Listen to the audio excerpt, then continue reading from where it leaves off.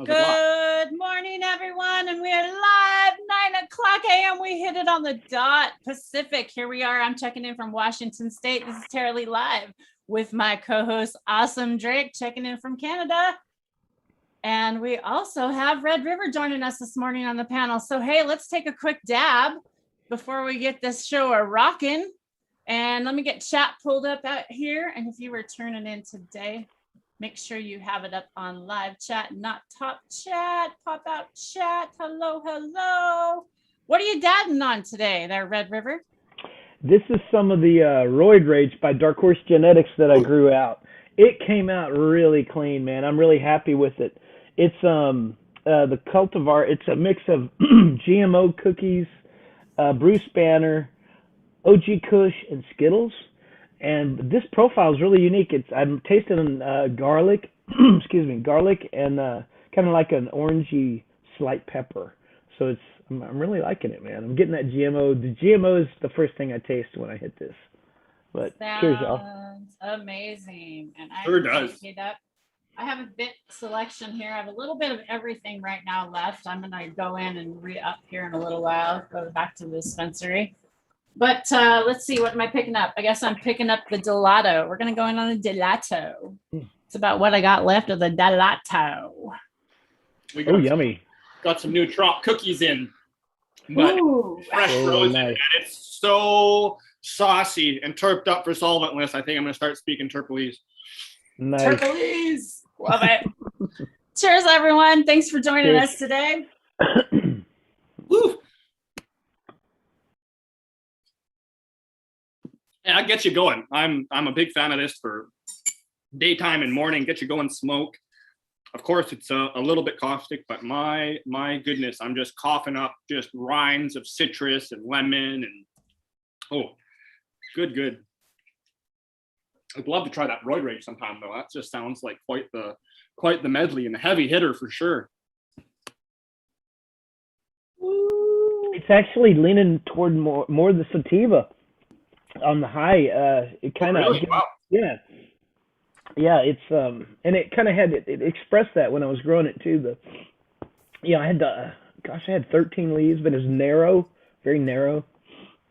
But yeah, it gives me a little boost in the morning. Ooh, that was a good hit. That was a lot. Well, good morning. Hello, Stu. How are you? Cosmic Ray tuning in this morning. We got Captain Top. Captain, what's up? Hey, you need to get up here. We need to catch up with you, man. Sure do. We got some friends we got to introduce you to too. What's up? What's everybody else smoking on out there today? I have my Congo here behind me. This is the last day the Congo is going to be in here with me. Look at, she's outgrown my room, y'all. She's bigger than the picture here. She is a monster. That's and you've got a couple of those. So I'm so excited to see with all the stuff that we've been doing, how these are going to turn out over the season for you. I'm so excited to grow her and have her back in my garden. And I've never put a plant this big in my garden this early, ever. Like this is the biggest plant I've ever had in my garden this early. So it'll be amazing. I'm so looking forward to it. It's going to be crazy trying to manage her though, I think. Bigger than some people's plants at the end of the season already. So actually, I think that was the size of one of mine last year. That's funny now that you say that, Drake. Right? Oh my gosh. Well, welcome. How's everybody doing out there? We got Cannabis for Cancer tuning in. How are you? We got T Barrington in the house. What's up? We are just hanging out. We're going to have a little chit chat. I think DragonFly is going to be joining us here soon, having a little chit chat with them. We got RedRiver right now. Let's chat with RedRiver, see what he's been up to. This guy has been making some hash, y'all. I'm just kind of recouping. I'm back home now. I went to Humboldt for about a month and processed a lot of hash up on the mountain, made some great friends and got to hang out with some old friends and made some deals. So I'll be heading back there a couple times a year to basically kind of clean up a little bit after harvest. And you're leaving out a little secret. RedRiver got to try some of the contestants' entries from Emerald Cup. Emerald Cup. Yes, I was very blessed to try some of the entries after the cup was over. It was really nice. So yeah, it was kind of neat. Like you'd get this the big code on the top, not a name. And I actually picked out the Tropicana cookies, and so I was glad to do that one. But yeah, it was great, man. I have some really really cool friends that shared some good medicine with me, and can't wait to get back, man. I love the mountain. It's like what is that saying? The mountains are calling, and I must go. You know. That is awesome. I love it. Especially when they're hash mountains. Oh, no doubt. Also, this August, I'm getting excited because I mean, it'll get here before you know it. But my buddy, this guy, 7979, he's putting on a Vets Grow Cup Yeah. down in Lawton, and so that'll be, we're finally getting some stuff around here, so that'll be really really cool to go check out. I'm excited to see that. I know it's gonna have a lot of vets that are gonna turn out there because this area is just packed with them, and everybody's kind of sharing what they know and making it better. If they see somebody struggling, they help them out. It's just that's what I love about that community part, man. It's really cool. But it'll be nice to see everybody. You meet up on Instagram a little bit, but then actually to meet people face to face is really cool. So I'm looking forward to that too. Awesome. I know I so miss going out to the events right now. It was really nice. We had a Zoom meeting the other night with DragonFly EarthMedicine team and the crew. And they had a big meeting talking about some of the things that are going on and rules and things that are coming up, and just kind of a big co-op meeting. And it was just nice just to see everybody on Zoom. It was just like, oh, so many of the faces that I was at the Hive with and at Emerald Cup. And I just miss everybody so much. Gosh. So Drake, what do you got to chat with us today about? Well, let's see. First and foremost, I'm going to jump in on some black garlic now. I started with that Trop cookies, and I will go in with something quite a bit heavier with a dank profile. Yesterday, I got out. We've finished all of our foundational work, which is stuff that we wouldn't apply on growing plants. So now that specific work is done, I have applied all my kind of companion plants. Plants are going to be growing in and amongst my cannabis and underneath until the cannabis takes all the light away and essentially leaves it so it all is fresh for the next season for its compost. But yesterday I put out a whole bunch of autoflowers in between where the plants are going to go, just to see how they do, because I'm curious. They did really well at the property last year, and now that we've got some solid beds for them to go into, I'm gonna toss them in there. There's AK-47, purple pineberry, and grapefruit haze. Was that the ham? Okay, I was like, are you going to blame that on the dog? Okay, good. Did I hear a fart? I thought the same thing, man. He's a little Belgian. Sure, blame it on the dog, Drake. Just keep him close by you and you're covered. He wouldn't be this close. It was the other way around. Good thing we can't smell it. Hey. I don't know, man. If that dog's like my dogs, they clear the room. Garlic smells kind of funny. I don't know.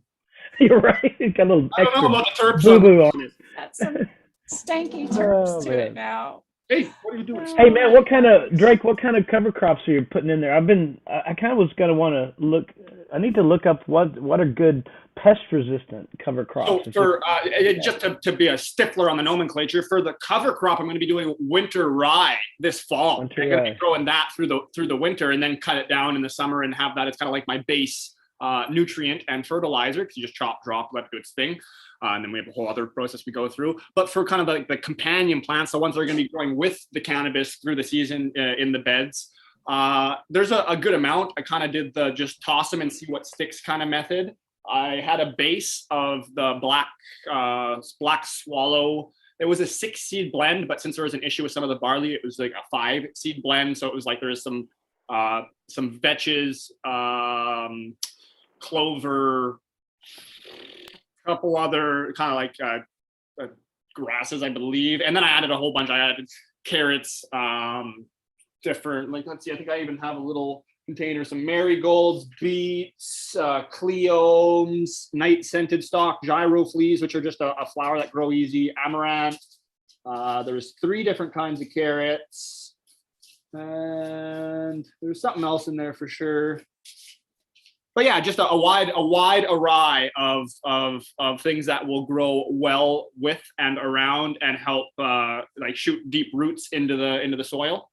So that's kind of the variety pack. So we'll see what sticks. Man, that sounds awesome. I can just tell that somebody's like, "Play with me, Daddy. Play with me." Now, what's your pup's name again? So this is Mahudu. Mahudu. Yeah. Oh, look at that. Muhudu, but the last part is pronounced with a TH instead of a D, but you don't emphasize the TH. So it's an interesting way to pronounce it. So Mahudu. Nice. He's a little border collie, Leon Burger mom, and Rottweiler dad. Say hello. Wow. Camera.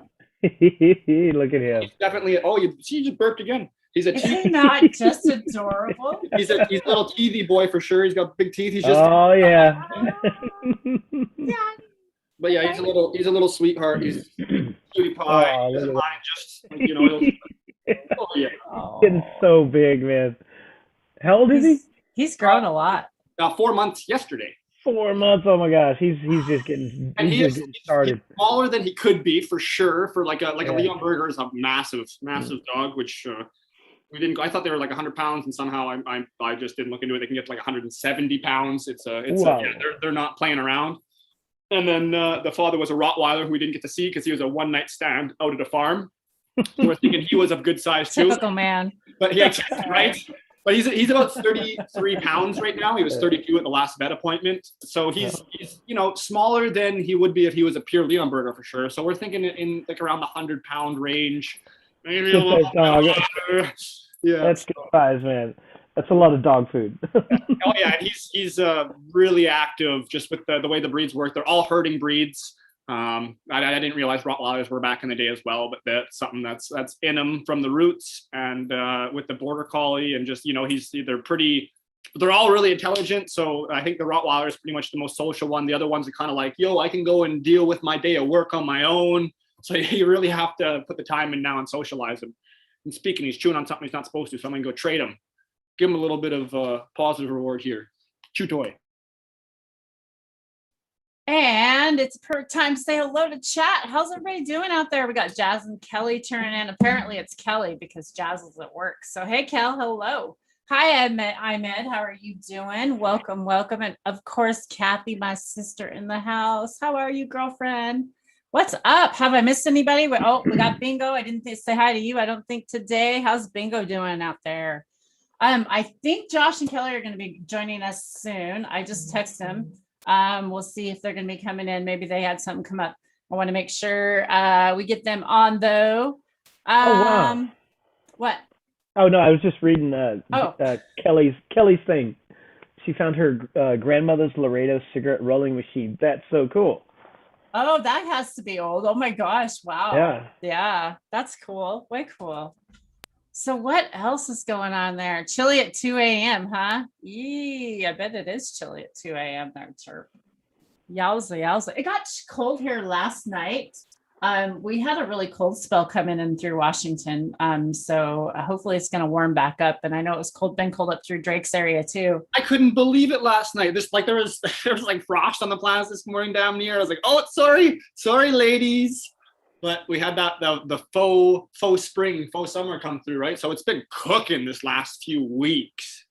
So just the good old nature of our sporadic weather around here. You never know. Exactly. Kathy's coming in on her phone. So she says that she apologizes. She can't type everybody's name. It's okay, Kathy. We understand. We don't expect you to do that. But what I do and what I would like you guys all to do, if you're enjoying the topic and if you're enjoying this information and you like us, please give us a thumbs up and also please share us out because YouTube does not help us. Cannabis channels out. So we need all your help to get our information out to everyone. So RedRiver, how has that GR program been going? Maybe we should talk about that a little bit. It's been going good. Actually, when I was up on the mountain, I took about a month break because I didn't have good enough internet, and plus, it's just different on the phone than on your laptop and stuff. But it's been going really good. I'm excited. I need to book my in-person date. I kind of want to do that at the same time I'm going to be up there, because there's 2-day hands-on with the instructors at the Wonderland Nursery. Is that the name of it? Is it Kevin Jodra's place up there? Yep, the Wonderland. Yeah. Yep, Wonderland. And Anna's dispensary, which is the cookies dispensary, the one log cabin house, right there on Highway 101, the one log cabin, which Red and I took a picture. I don't think I ever posted that picture of us in there, Red. Dang it, I gotta go find that. Heck yeah. Yeah, that was fun.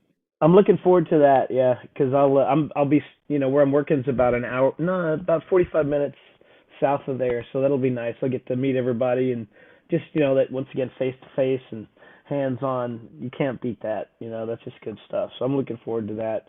I think it'll probably be this fall, though. I'm going to go to the later one because I just want to, make sure I have enough time to do what I'm going to do up there. But yeah, looking forward to that for sure. Okay, so I got the text back from DragonFly. They said, give me some minutes. So they need some minutes. So we're going to smoke up and we're going to get super high before they get on. Oh, we got some minutes for you to kill. We got some minutes to kill. We got some shit to talk about. We got we had the last solutions made for our Jadam, or our last, what do you call it? Our oh my God. Foundation, Isabel? Foundation. Yep. Thank you. Nice, Red. Looks good. That looks good, Red. We got that done, so we can go in the ground with our plants this year, or this anytime we want now, right? We got those all done. What else do we want to update on? Well, from there, I mean, just there's a rough touch, just a foundational work. It sounds like a lot. It's not. We kind of have a process we're going to do all season, which is every 7, 10, or 14 days, we do our little JMS and we do our application of it. We've got certain fertilizers we can add with it that we've kind of been fermenting and making as well that are all natural from things around us. And that's kind of just how we do it once every certain parameters, 7, 10, or 14, depending on what works best for your area, just no more than 7 and ideally no less than 14. Apply it. With the foundational work, you do every 7, but you can do as much as every 5 days. But just stick with every 7 days, just mind that. But you double the ratios from the most you would ever go. So instead of being a 20-to-1 ratio, like we're going to do for this whole season, we dropped it down to 10-to-1 for these specific amount of applications for the prior to planting, for the month before. So that's kind of where we've been at and what we're going into. And yeah, we'll go down the road as the time passes and dip into different little fertilizers and different things that we've made for different parts of the growing cycle. And as we'll always be saying, it's never going to change. We're so excited for the season to come in this fall so we can start applying the practices for next year early this September. And it's just going to be, it's just going to keep unfolding and unraveling into this beautiful thing where we can do more, then learn more and get more out to everyone. Exactly. And right now, if you are thinking about collecting herbs and stuff, right now is a good time to go out and be wildcrafting for herbs right now if you're going to be making any Jadam fertilizers with those things, because they're starting to flower right now. So it'll be a good product to be using to put your plants into that transitional period when they're getting ready to turn. It'll be awesome to use it on that. You've got that right. And today specifically, you want to be sowing above ground annuals, especially leaf plants, also cereals, herbs, and cucumbers. Mow your lawns to increase growth and graft and prune to increase growth. Looking at our little moon calendar. And it is 4:20 somewhere here, y'all, in about 2 seconds here, y'all, I think. Let's find out. It's cheers, everyone. In Azores Islands and also in Accra, I'm seeing. So cheers, 420 coming up. We found this lovely 420 calendar. We were shown by an awesome friend of ours, Crazy Cassie, who's holding it down over on Twitch. And it shows you all the different places where it's 420 at what time. And by the way, did you know, we were just brought to our attention yesterday, there's places that have 420 at the 15-minute and the 30-minute increments for our Pacific time. So we've got 420s more than every hour, everyone. So you better buck up. Cheers. I was gonna go find that. Where's that? I can't remember where I put that link at. What? Oh, here, I got it right here. Yeah, let's get that even shared. Yeah, so everyone can check out the. Yeah, share that.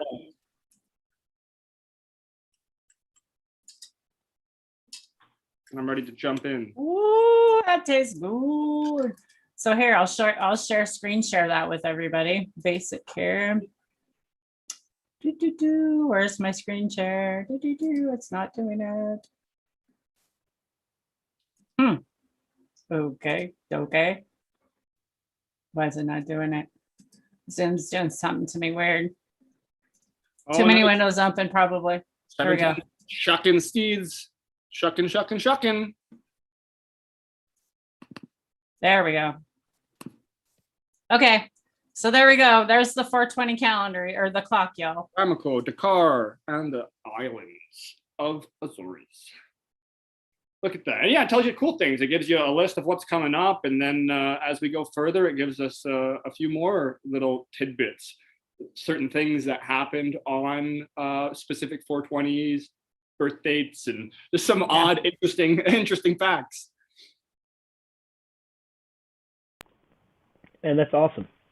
Yeah, so cheers and happy Notable birth dates, deaths, odd, crazy stuff. So anyways, just sharing that with y'all. So you can all check that out later.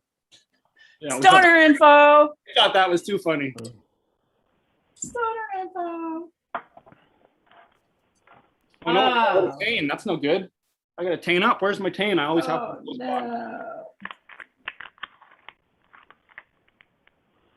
No tang. So, Red, what's your favorite thing you've put in the freeze dryer besides hash? Good question. Let's talk freeze dryers for a minute because we are getting ready to get our freeze dryer out. I'm getting ready. I'm getting this room. I get this room cleaned out. Got my plants. These plants are going out today. So this week, my freeze dryer is coming in here, and I'm going to be talking about freeze dryers coming up. So yeah, you're gonna have a blast with it. And I think this is something that definitely needs to go with it, because cutting the parchment paper to fit the trays is, it's just a time consuming thing. I heard somewhere that you can get like those dab mats that'll fit in there. Oh yeah, we can order those for you. Stock up on those, because if somebody has a setup, that will save so much time. So my thought was, why not just have extra trays? Yes. And just clean the trays in between, rather than having liner and not use liner. I'm just curious. Where are you at with that? Because my husband, with food, he hasn't done hash yet. So with food, he's like, so the other day he did a whole bunch of eggs. So we've been doing all of our eggs in it, because our eggs will last for like 20 years now. So he'll go in, he'll scramble up eggs, and he says 20 eggs will go on a sheet. And then he brings them home and he just wipes them all off before he gets them wet. And then he washes it, and he says it comes off really easy. Well, so how does the hash work? I want to know. Yeah. Comparing that to good, greasy hash. Yeah. Not the same thing. Apples and oranges. Because I've tried it. Believe me, I've tried it. And you get it. Some of it gets sticky. Then you got to really get it off. I think, man, if you got those mats, it just makes the whole process simpler. You can just pull it out or whatever. And I don't know, are they form fitted on the sides too, or is it just the bottom? I think they are, but I'll check them out. So. Because we didn't order any. I ordered extra trays. I ordered a whole set of extra trays, is what I did instead of that. Extra trays is key. Yeah, we're gonna put on those inserts. It sounds like. Might order those up. Okay, well, we know that now. Yeah. Well. But I also agree. I also think if it's pretty well only if they go up the edges, right? Like it would still be helpful if it was just the bottom, but obviously you work your way around the edge and break it and peel it and still clean that wouldn't be nearly as nice as just and flip it out. Yeah, no, I agree 100%. And sometimes the parchment can get it gets wrinkly and stuff might get underneath it, so that's where those little inserts, I think, are gonna definitely help. And like you said, when you fill it up, man, that's you have more chance of that happening. So with those inserts, because I'm gonna be filling these suckers up. I'm not putting a thin layer. I'll put a little extra time on it, freeze it. It'll definitely be pre-frozen at like negative 30, 40. But you definitely want to. Oh man, it's a squirrel. Hey, touching on the pre-freeze, just because we haven't hit on that for a while, and not necessarily the pre-freezing concept, because that's something that everyone should definitely be doing. But the little freezer hack that works for most refrigerators that are R600 coolant that you brought to all of our attention, and if correct me if I'm wrong here, but essentially you get one of these little refrigerators, R600, preferably freezer. Chest freezer. Red, you give it to us. You're the man. You run it down. No, definitely. They're all over the place. You can sometimes get them on sale in the U.S. at I think the cheapest we've seen is about $160 or $70, but usually around $200, $230, $240. But 7 cubic foot chest freezer. You want to get chest freezer because if you get a stand-up freezer, when you open the door, all your coal's going to run out every time, and then you got to close the door, then it's going to build back up. With the chest freezer, the coal stays down on the bottom, and then when so when you open it and use it, it's not a big deal. But yeah, the R600A coolant, the basic, it doesn't need to be fancy. It just needs to be the basic model, and you pull the temperature probe. There's a thin metal temperature probe that runs the length of the freezer, and when you pop off the little side, you can look in and see on the temperature control for the front, this little wire comes out and it runs in this tube. All you do is pull that tube out, wrap it around the compressor, and you're done. And with that freezer, with that coolant in it, it's so efficient that mine's pretty much been negative 38 to negative 40. And the sucker's been running like 4 years, no problems. But that's a really cheap way to get a subcool, negative 30, 40 freezer. And if you're processing hash, man, this is great because you can. It's great to store in because your freeze dryer is going to get down to those same temps or a little more. I'm not exactly sure. So you can, as you're working, you fill up a tray, put it in the freezer. It's getting pre-freezed while you're working on the next one, and you just keep it going that way.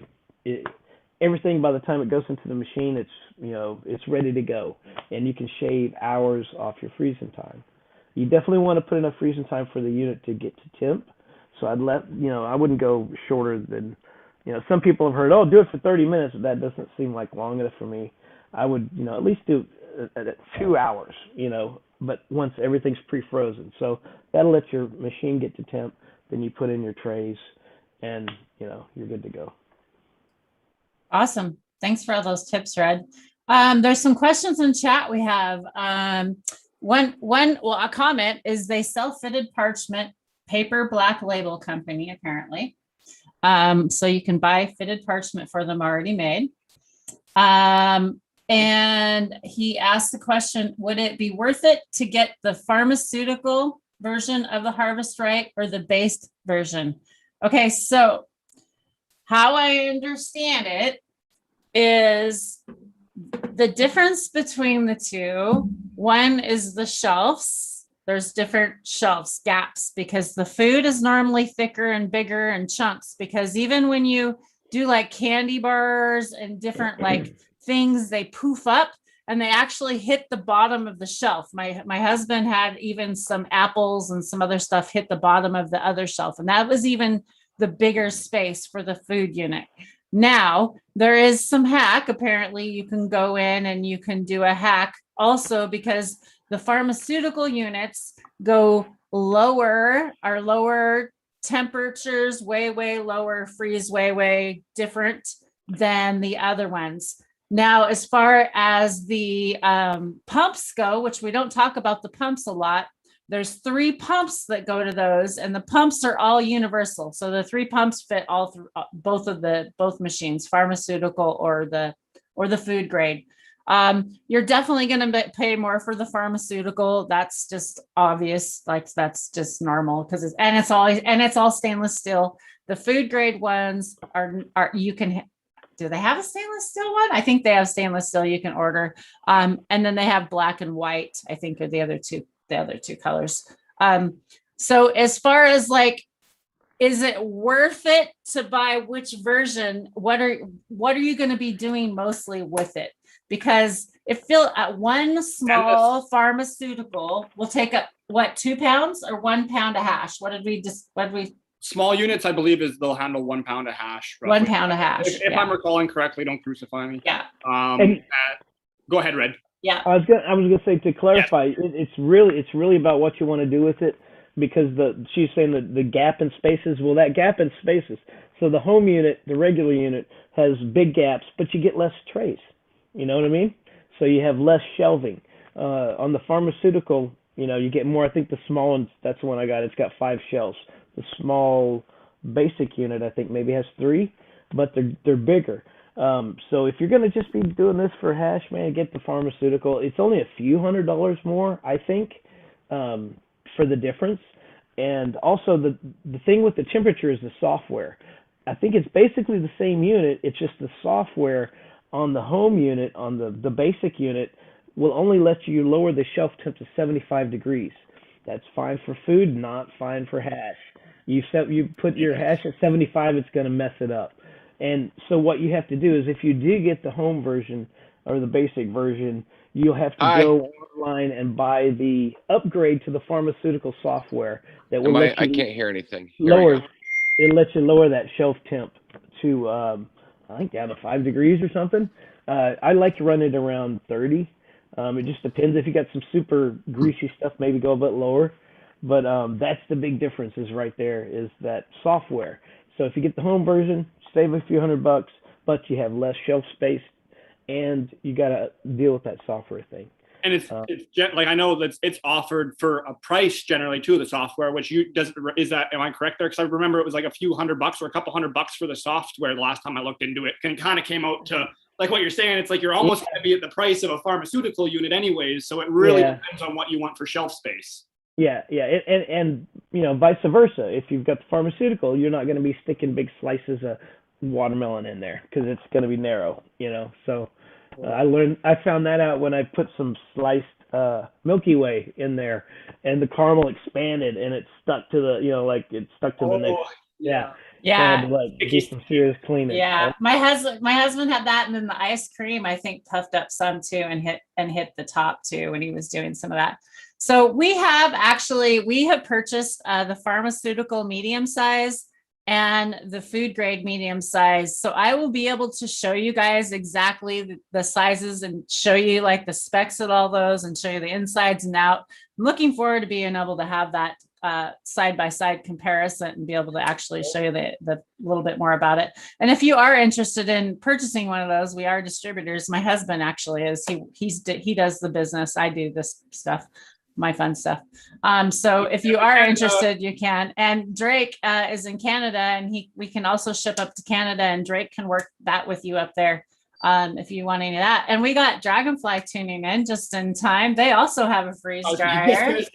Hey, what's up, Josh? Can he hear us yet? Yes, I can hear you. Okay. I'm doing good. Yes, we got the large pharmaceutical. Or no, we got the large home. Sorry, know that. Large. We got the large home, and we used the software and converted it all. And got the 8 tray insert for the home unit. So we have both the 5 tray insert and the 8 tray insert. Oh, that's awesome.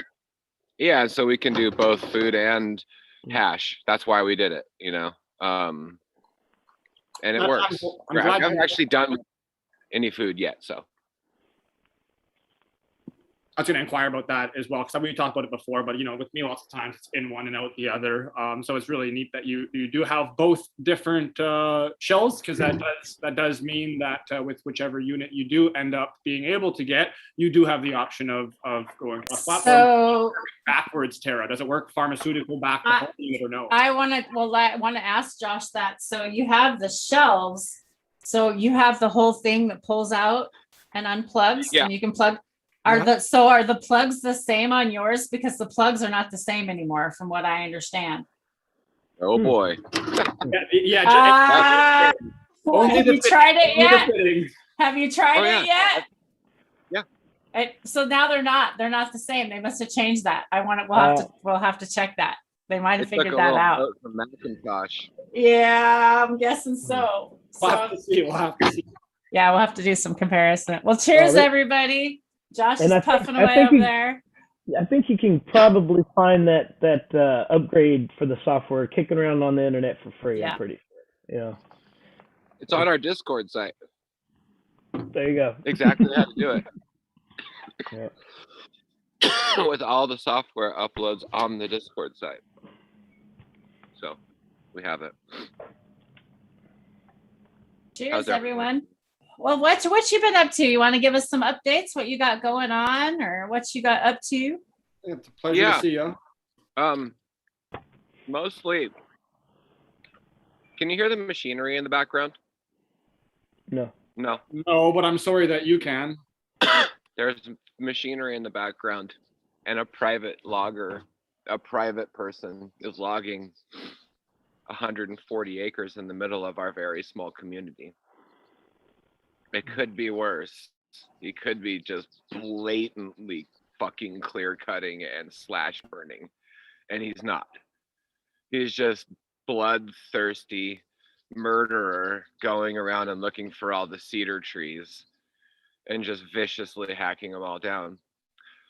Now, we walk in old growth forests because we seek them out, and there's only 2% of old growth forests left in British Columbia, and even less probably in Oregon and Washington is my guess. So we're talking about less than 1%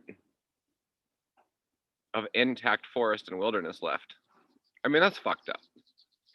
And when you walk in these forests, you're walking on 4 to 5 feet of downed trees, water caravans, corridors, animal homes. I mean, there's like a giant floor underneath you of logs that have fallen on top of themselves.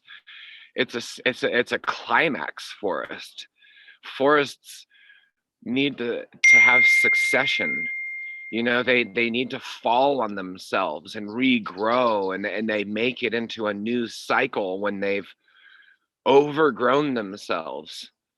Now, I understand California and fire environments are different, and the whole preparing for a fire in California is different. But I really reject the whole concept of man or women managing forests. And when you walk out into the forest with people and they're, oh, this forest's overgrown. This is an overgrown forest, too many trees. You know, it would be so much better if we just thinned out a few of these trees and then a couple of them. Then we're going to make the old growth forest right now. We're going to create the spacing at a young age of the tree. We're going to take out all the branches and all the trees, and it's going to be an old growth forest. That's never a reality. I mean, it takes fungi to create these types of forests. Fungi can't live unless the fungi can't live unless there's something falling. Like, I can't go into Oregon or Washington or California and easily find polypores. I can't easily find polypores that cure humanity. It's hard to find medicine that cures humanity in managed habitat. It doesn't happen. I can't. They don't grow. It takes 1,000 years to create forests that can heal humanity and create habitat for screech owls and pygmy owls and spotted owls and there's another bird that's an endangered. I'm sad that I'm forgetting it right now, but it's down in Oregon. And when you find these birds in these habitat, the first thing they'll stop the logging. Even goshawks are endangered in some ways, but humanity's endangered. We have to save these environments, is what I'm saying. It's very important that we see this. What Tara just put up was Teal Jones. Teal Jones is responsible for the Fairy Creek logging, and John Horgan is responsible for allowing the RCMP to go in, and they protect the loggers to go in and destroy habitat that'll never be replaced again. Doesn't matter how you want to look at it, as long as humans are around, they're out to take out virgin habitat. They don't give a fuck. Business first. They're whores. They're prostitutes. They're out for the highest bidder, and they don't give a fuck. Look at what's happening in Gaza. Palestinians, these people are living under complete colonization.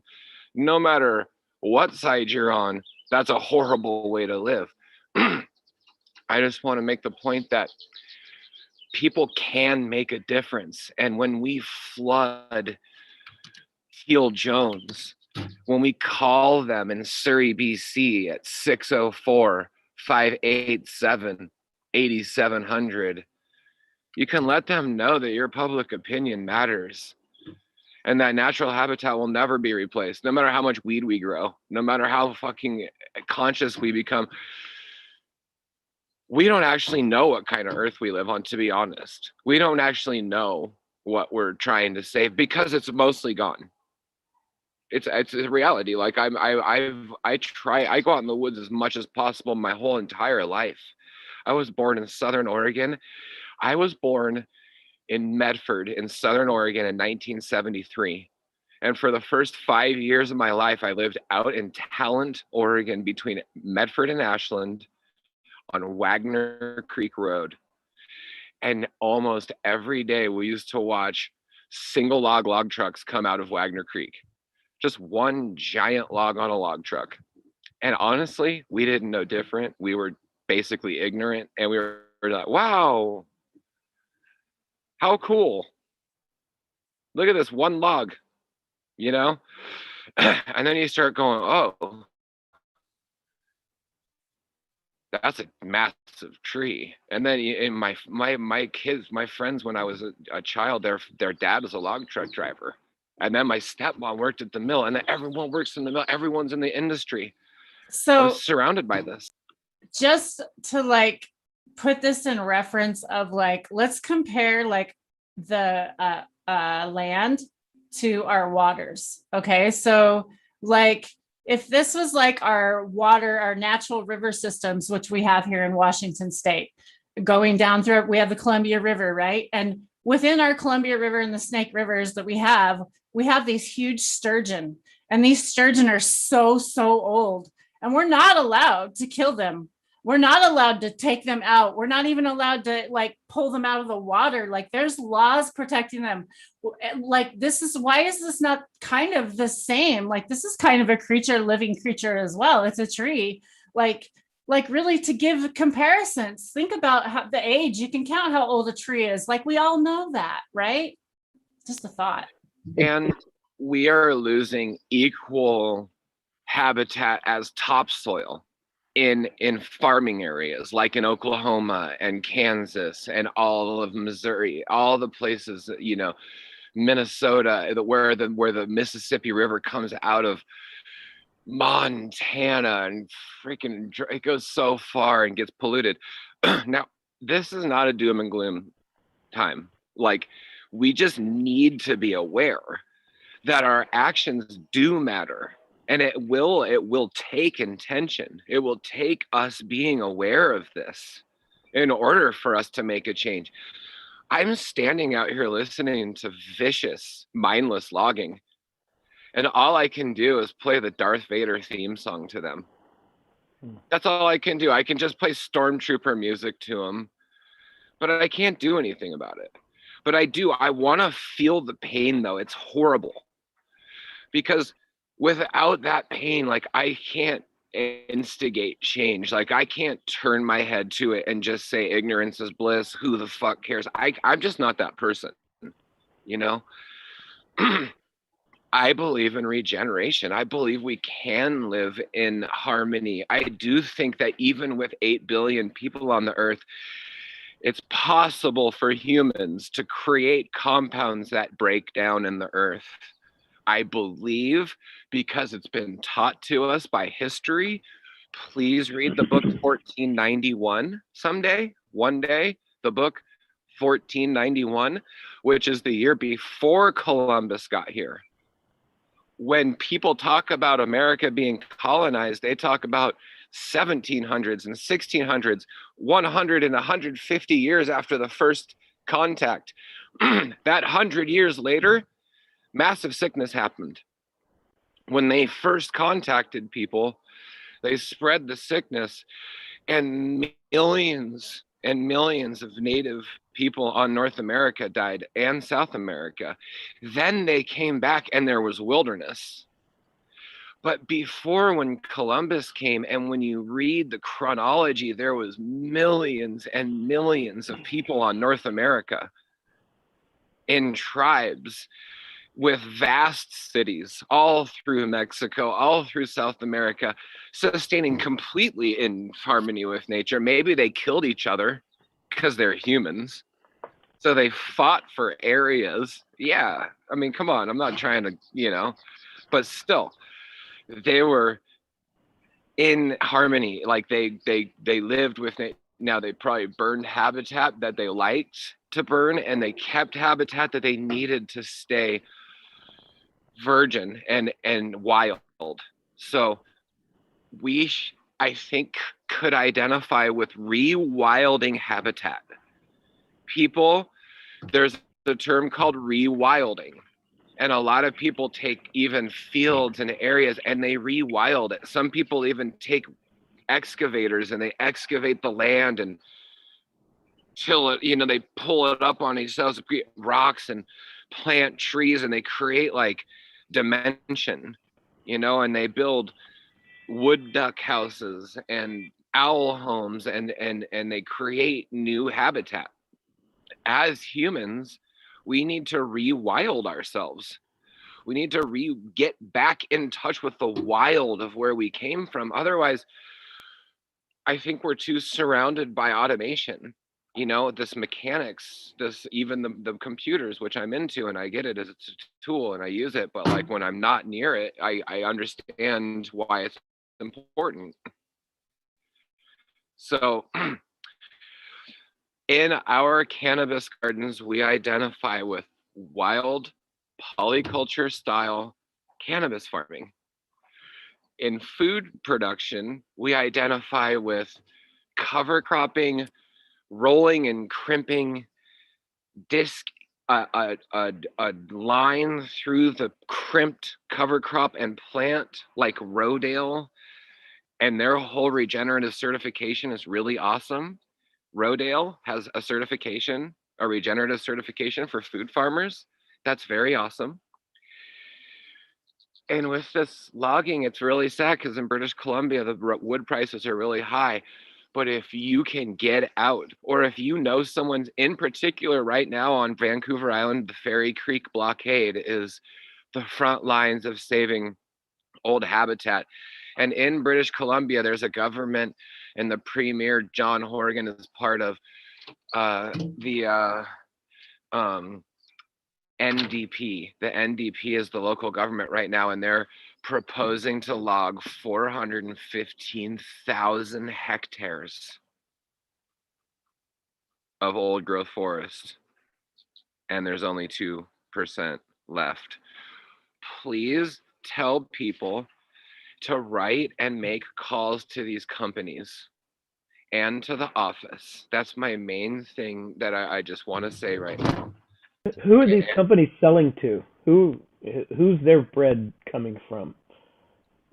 Well, the main issue is number one is the government, because the government doesn't see this as habitat.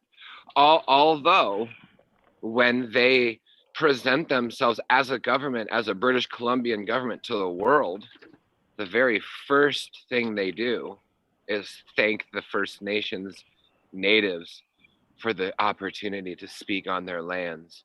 Oh, I'm John Horgan. I'm on the Siniax land of the Kootenays, and I'm making this speech from here. And that's just total bullshit. And then the first thing they're going to be is, I'm from beautiful British Columbia. I'm from supernatural. There's signs when you come in over the border. Welcome to supernatural British Columbia.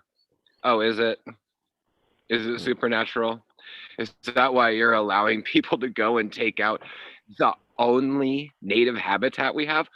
What? Why is our? Why you might as well just put a bulldozer on our license plate and say we don't give a fuck. We're a resource-based government. Come check out our mines. We're amazing miners. We know all about robotics and minerals. Just Come greed. see our machinery. Because that's what they are making all their money out of. And who are they selling it to? They're selling it to countries like China and Japan and Korea or other countries which will just buy raw log exports. So raw log exports are one of the big evils of any northern habitat all across Siberia, all across the Lapland of Norway, Sweden, and Finland, all across Canada. They just sell logs on ships, raw logs. So if you're going to stand up for your community and if you're going to say, oh, well, you know, there is resource, trees do grow back, then you would maybe demand that every single tree was cut and then milled and then had to be made into something in British Columbia before it was sent away, or Oregon, or Washington, or Maine, or Michigan, or wherever you are that has trees. I would say that you would have to value add your forest before you sent it off. Another terrible harm that's done to the forest, and you can see this out in Edmonton and Alberta and other places, Southern Oregon, there's things called biomass heaters and biomass electric generators. So they create electricity by burning biomass. I'm listening to trees falling right now. Now, they will take whole trees and burn them for electricity.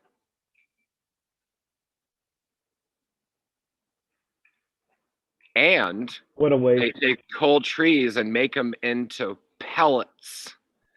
They take whole trees and make pellets out of them and sell them in the store in plastic bags as wood pellet stove pellets. Well, the way the lumber prices are, not too many people are going to be able to buy them anyways. So, I mean, we're going to have to go to something else. That's the problem, is the price is up. So that makes, you know, they're like, the greed goes, boom, get it. You know, the price is up. That sucks, man.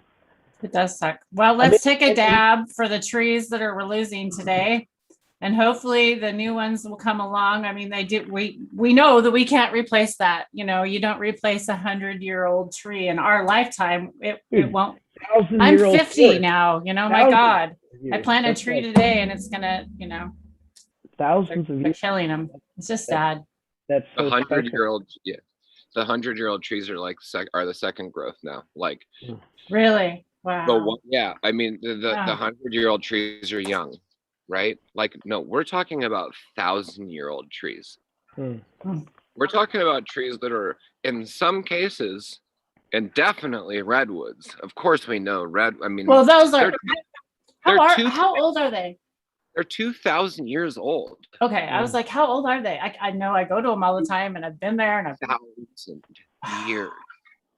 They're amazing. That means that when Jesus was walking the earth, these trees were growing. Wow. And all those wars and all those successions. And why shouldn't your kids see that? Why shouldn't I don't have children? Okay.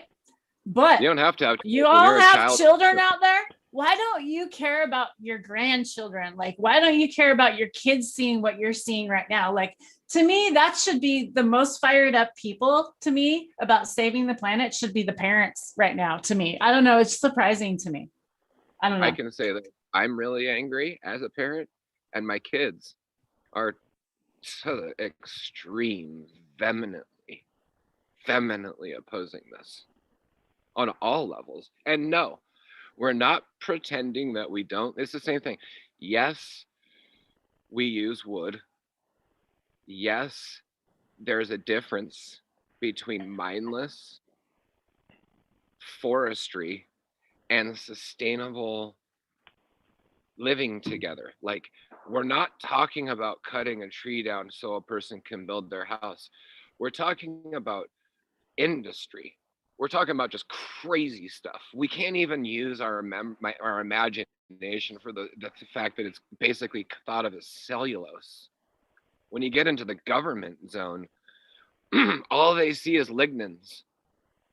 Like, they probably walk through an old growth forest going, my God, look at all the fucking building material out here. Unreal. I can't believe, yeah, I don't understand, but I also know that the earth has its own karma. I know there's nothing I can do about it other than awareness and education. I'm educating as well as I can on my experience, and hopefully it resonates with other people and they can understand what's happening in this type of habitat. I don't necessarily know what's happening in other habitats, other bioregions. Like, I don't get Gaza and Israel, and I don't know. I just don't know, like it looks like horrible, but I know what's going on here, and this is out of balance. It's ruining nature, and it's really hard for me.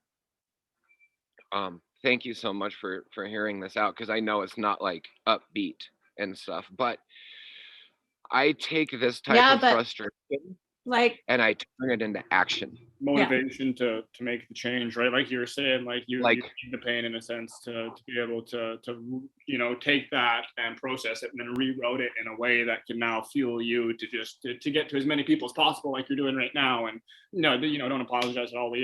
We appreciate this so much, especially myself being in the exact same environment as yourself, just a few hours away. Yeah. It's horrible to see and to hear. And just you see the pictures of the single log trucks. I was just looking at a couple. I literally think it was yesterday, just scrolling through and looking through some, and it's just so disheartening in a sense. It's like, they're just not around, right? And to hear that there's a few more hiding away in the trees, and they're getting taken down is just disheartening. You're big yet really small when you think about some of the scale of these things. Saw definitely distracted me. I mean, if you're interacting with your environment by hand with wood and metal, this is a cross-cut saw, and the tooth pattern is a lance tooth pattern. There's 4 cutting teeth in between these rakers. This is for softwood. So this is a raker right here. Cutting teeth. There's 4 for the softwood.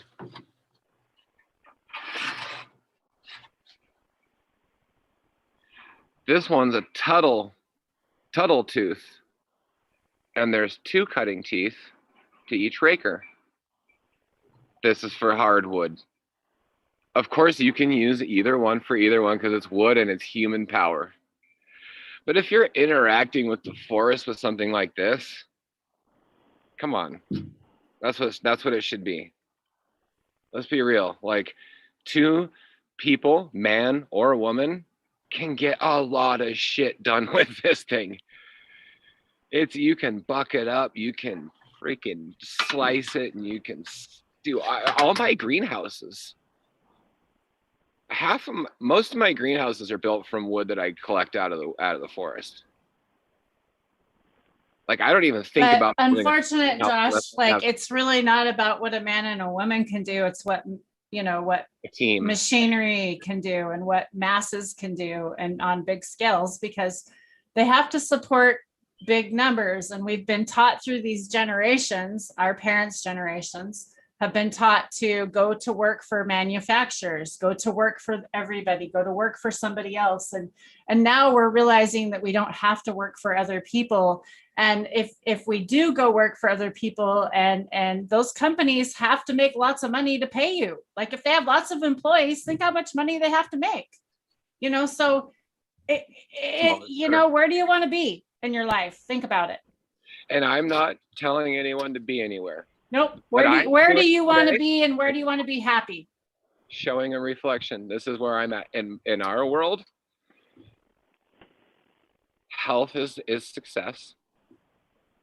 For sure, I want to make money because eating is successful, and having a diversity of diet is going to be what separates me from a true hill tribe indigenous person. Because we're living a close life to an indigenous, to not indigenous, because we have a house, and I am not at all pretending. But a lot of our actions are based in collecting and foraging and getting the medicine out of the environment into our body. I eat tree tips and catkins and dandelion. I eat everything I'm walking by all day long, every day, always. I've always done it. And I see Drake's. I'm really into being in good shape, and I'm using my frustration to motivate myself to create new habitat, to grow cannabis completely in line with natural processes, to only use the stuff off my farm, to germinate the seeds. I am using plastic for greenhouses, but we're connecting with the wild side. We're connecting with and we're finding how abundance comes out of it. It's so awesome to just see it. Like, oh my God, it doesn't have to be totally weeded and manicured. Wow, you walk into my garden and it's not going to be the same as walking into a person's garden, which is totally manicured and it looks awesome. It's like the garden, like ours is not like that. Like we have like seed plants going over here, bushes over here, underneath we have lettuce going, and there's gojis over on the corner and sea buckthorn. You know what I mean? It's sort of like it's like a crazy garden type thing.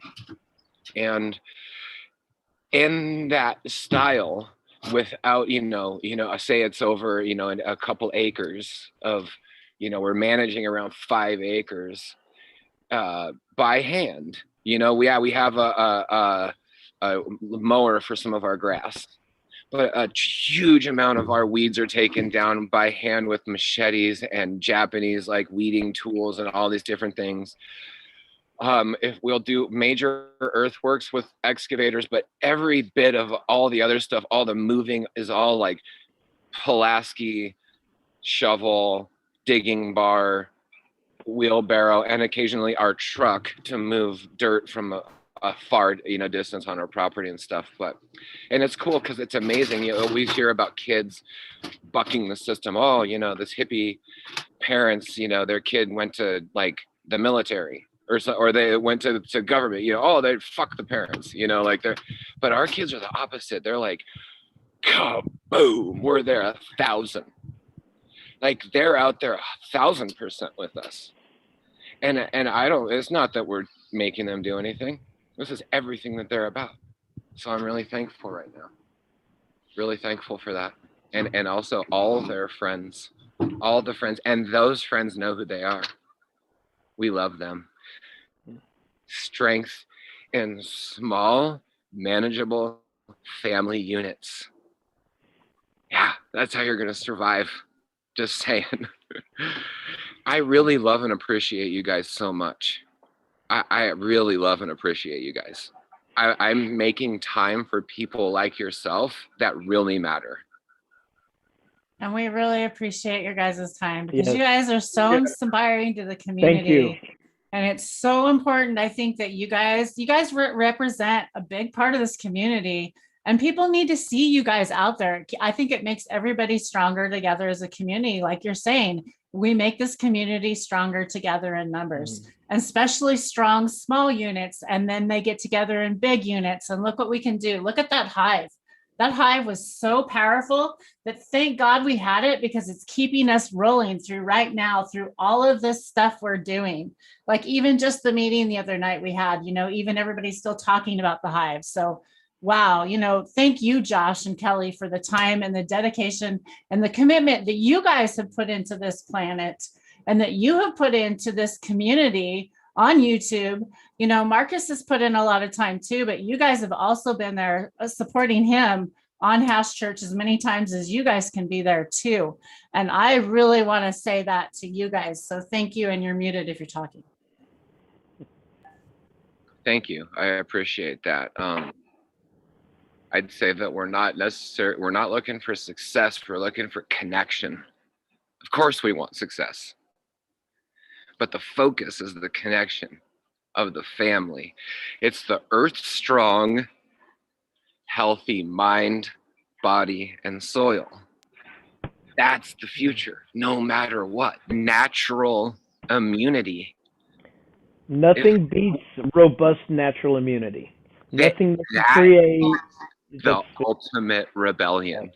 Yep. The ultimate rebellion is natural immunity. It's so powerful that they create insane propaganda around telling you it doesn't work. And my goodness, not only does it work, but look at what humans can withstand. The level of toxicity is insane. But when you go for natural immunity, like you're getting natural antibodies that cannot be given to you synthetically. It just doesn't exist. Cannot be replicated. Yeah. I have to now part, if that's okay. Thank you, RedRiver. Thank you, Tom. Thank you, Drake. Thank you, Tara. I appreciate you all. Have a beautiful day, Josh. Tell Kelly hi and give everybody love and hugs from us. Yeah. We'll see you later. Okay, blessings. Blessings. And if you guys didn't already know, make sure you go follow Josh and Kelly, DragonFly EarthMedicine, over on their Instagram page. They have an amazing Instagram page. Oh my gosh, do they have an Instagram page that is just to die for. I'm going to screen share that one more time for y'all. Yeah, lots of good info. And there you go. Yeah. They just put out information and information and, just, out in their garden constantly. And that's Sierra there, I think. Her daughter. There you go. Well, not their actual daughter, but, close enough. Chipping wood. But anyways, there's some mycelium. There we go. But go check them out if you haven't already followed them. They're amazing. There they are talking. That was at Emerald Cup. Yeah, they were big participators in Emerald Cup. So sad that we aren't able to have all these things go on right now. But I'm so happy we're able to do this and hang out with you guys on YouTube. I'm so excited that Josh and Kelly are able to come together, and Josh was able to join us today and give you guys some information and inspire us today to talk about those trees and everything else out there. You guys have been awesome in chat. Thanks everybody for being here today. One more time, I just want to say hello. And Mark, we got Mark tuning in. Thanks everybody. If I have missed your questions, let me know. I did miss one question earlier, and it was what kind of oil, pump did I get? My husband got the medium pump. So there's 3 pumps, the oilless one, and then one that you semi have to change the oil, and then one you have to change the oil all the time, if I'm understanding it right. So I got the top 2. Red, which one did you get? I got the one that comes with it. I have to change the oil. Was that the very first one? Yeah, the standard, whatever the standard one. is. Okay. After 5 cycles, I changed the oil. Okay, I think that's the first one. Okay, I think the other one's like 50 cycles. I think is what the second one was. Yeah, I think. But I'll check for you guys for sure. Don't quote me on that. I'll know more and I'll have more information for you guys. I'm going to have the numbers and be able to hopefully give you guys some information on pricing. If you guys want pricing, DM me. I totally will give you the pricing on that if you're interested. We do have to charge shipping, and there's like drop shipping and all this kind of stuff. But they have everywhere has to charge pretty much the same price. So just so you know, it's not like big savings. They're not a huge markup. It's not a big money maker. It's just something we got in to help save us money and our family money. And if you've got them in stock too, it's a lot quicker, because I know I had to wait like 13 weeks or something from when I ordered mine from the manufacturer. So. If you want one, you better be ordering it now, like the medium ones. But the small ones, you're probably not going to get a small unit this year. The small units are, so that's why we went medium. So just so you know, probably plan on a medium, either way. So let you guys know. I think that it was like $400 difference or something. Is the medium between the 7 or 8 trays on the pharmaceutical? 7, I think. I believe, yeah. 7. 7? Okay. Yeah. 7, I believe. Yeah, I'm also on the same page as Tara. I'll be setting this up hopefully in the week to come here once things Man, I cannot wait to see what you make out of that thing. It's gonna be so fun. And yeah, just to reiterate as Tara was saying, when they also can make their way over to Canada, and it was still worthwhile for myself to do so. And we worked out any of the kinks with the transportation. So if anyone's looking for one here, it's also something that can be done. Yes. Shout out to Tara and her husband. Much love, Phil. Ace says, don't say that. He probably wanted a small one. Sorry, Ace. I don't know to contact us. Maybe we can get the small ones in. We'll see if they're any better. But when we were trying to get them, wasn't going to happen. And RedRiver had a really hard time getting his in too. So it just took a while. It takes a while. So, well, y'all, Red, any final words today? Oh, just work on your natural immunity. It's real easy. Go outside, have fun, do something, eat naturally, don't eat processed, and be less stressful and fearful. And your immune system will definitely, it's what you're designed to have, and work on that, and things will get better. I don't know. That's all I got to say. That's beautiful. Very well said. I couldn't have said it better. Drake, how are you? And you any final thoughts today? Thanks everyone for tuning in. Appreciate it so much as always. Please give Tara a little thumbs up, and share it out. As we always mention, we don't get a lot of traction due to being a pretty solely cannabis specific channel, and we just want to get as much information out as possible. So cheers everyone. Thanks for coming in. We appreciate it. Thanks, Drake. Thanks, RedRiver. And thanks again, Josh, for coming by. We really appreciate you and respect you a lot. And next up, we will be on Saturday morning at 9:00. We might have a guest. We might have a really good guest. One that we haven't had on the chat before, but I'm not sure. We haven't got back to bases, but we do have a really cool thing coming up. There's someone that I'm going to leak a little bit of information. I think she's doing like a comic strip, a comic book, something to do with comics. And it has to do with herbs and stuff. And she's going to be coming on. I'm super excited to be working with her. She's got some stuff in the works. And it happens to be, should I leak the name? I don't know. Maybe you have to keep them on the edge, because I'm super excited for this one too. But it's up to you. You choose. It's Ethan Russo's daughter. We'll leak the name. Yeah, so really respected. Yeah. It has to do with the name Russo. So we'll leave it at that. There you go. Sarah. So have an amazing day, you all. Thanks again for tuning in. As always, peace and love. And we'll see you again Saturday. Bye.